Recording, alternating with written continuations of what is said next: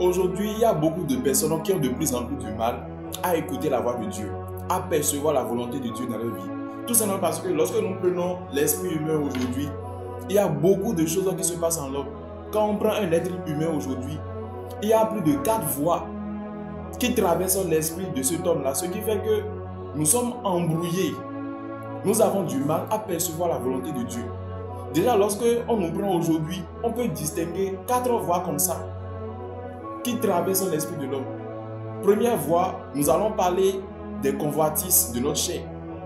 Ce que les envies de nos chairs, ce que notre chair est en train de désirer, au détriment de la volonté de Dieu. Déjà, la chair peut désirer ce que elle croit bien, mais qui n'est pas forcément la volonté de Dieu. Donc, il y a les convoitises de la chair. Ça, c'est une voie. Deuxième voie, nous avons les soucis. Nous avons les préoccupations, les inquiétudes. Et ça stresse beaucoup l'homme aujourd'hui. Donc, nous avons également la voie des soucis qui embrouille l'esprit de l'homme. Déjà, il y a beaucoup de personnes aujourd'hui qui sont angoissées. C'est pour cela qu'il est écrit dans Philippiens 4, verset 6 que ne vous inquiétez de rien. Parce que les inquiétudes également, c'est une voie qui peut vous empêcher d'écouter Dieu, qui peut vous empêcher de percevoir la voix de Dieu. C'est pour cela qu'il est écrit de ne vous inquiétez de rien, mais de faire connaître à Dieu vos inquiétudes, vos besoins, pas des prières et des supplications. Donc, les inquiétudes également constituent une voie qui peut vous empêcher d'écouter la voix de Dieu aujourd'hui.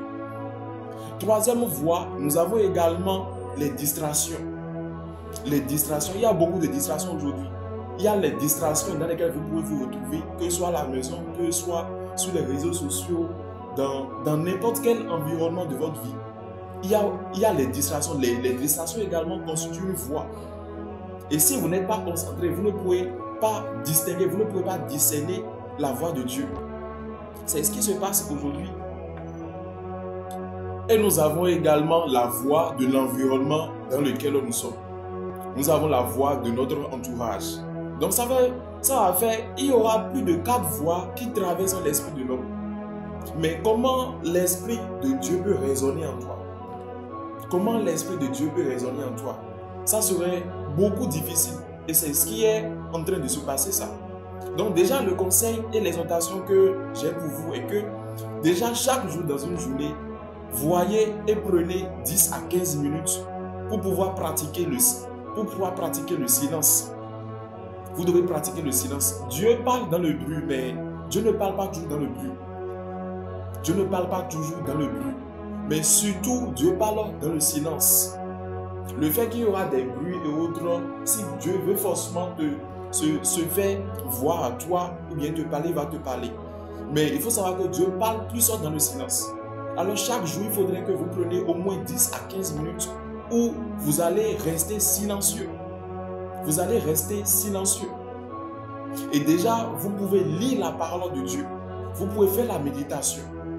Et au travers en fait, de cela, Dieu peut vous parler.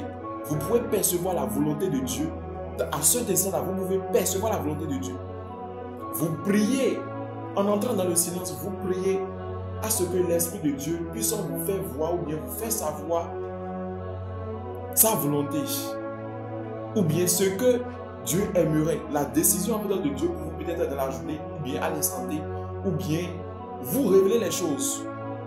Donc si vous n'avez pas l'habitude de pratiquer les moments de silence où vous soyez en communion avec le Saint-Esprit, à partir d'aujourd'hui, commencez par pratiquer ce silence-là. C'est très important. Dieu est dominant dans les cieux, Dieu domine également sur la terre. Dieu n'est pas ailleurs, Dieu est sur la terre. Dans Somme 46, verset 11, il est écrit que Dieu domine les nations, Dieu domine toute la terre. Donc, il faudrait que vous disposez votre esprit au-delà, c'est-à-dire au regard de tout ce qui se passe aujourd'hui, de toutes les voies dans lesquelles nous nous trouvons aujourd'hui. Vous devez faire en sorte de disposer votre esprit à ce que l'Esprit de Dieu puisse résonner en vous pour pouvoir vous guider. C'est très important. Alors, que Dieu vous bénisse. Si vous êtes tombé sur cette vidéo, sachez que ce n'est pas au hasard. Partagez cette vidéo pour pouvoir bénir un frère, une soeur et abonnez-vous. À la prochaine.